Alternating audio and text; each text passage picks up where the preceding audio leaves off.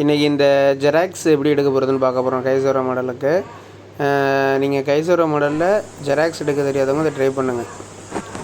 இந்த மாதிரி டிஸ்பிளேயில் வந்து காப்பின்ற பேஜை கிளிக் பண்ணுங்கள். இந்த காப்பின்ற பேஜில் ஒரிஜினல் பேப்பர் ஃபினிஷிங் இருக்குல்ல, அந்த ஆப்ஷனை கிளிக் பண்ணுங்கள். ஃபஸ்ட்டு ஆப்ஷனை கிளிக் பண்ணிவிட்டு இதில் என்ன பேப்பர் சைஸ் இருக்கோ அந்த பேப்பர் சைஸை கிளிக் பண்ணுங்கள். இதில் A6ன்னு இருக்குல்ல, அதை ப்ரெஸ் பண்ணுங்கள். ஸோ திருப்பி இப்போ ஹோம் பேஜ் போயிட்டு இதில் காப்பி போங்க. இப்போ வந்து அது ஆஃப்னு இருக்குல்ல, அந்த ஆஃப்னு இருக்கிறத கிளிக் பண்ணி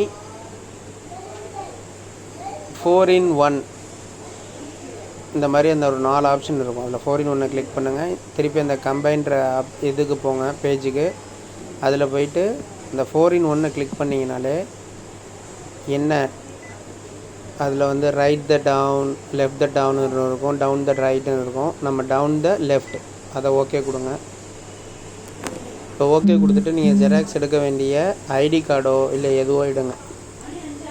எடுத்து இதை ஓப்பன் பண்ணி கரெக்டாக அந்த பொசிஷன், ஏதாவது ஒரு பொசிஷன் அந்த A4ன்ற டிஸ்பிளேக்குள்ளார கரெக்டாக அதை பொசிஷன் பண்ணி வைங்க.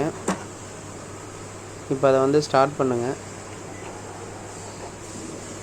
இப்போ ஸ்டார்ட் பண்ணிவிட்டு அது ஒரு கிளிக் முடிஞ்சதுக்கப்புறம் அதே இடத்துல அதை ரொட்டேட் பண்ணி வைங்க. அதே இடத்துல ரொட்டேட் பண்ணி வச்சு மூடிட்டு திருப்பி ஸ்டார்ட் கொடுத்து ஃபினிஷ் ஸ்கேன் கொடுங்க. இந்த மெத்தடில் நீங்கள் ஜெராக்ஸு ஈஸியாக எடுத்துக்கலாம்.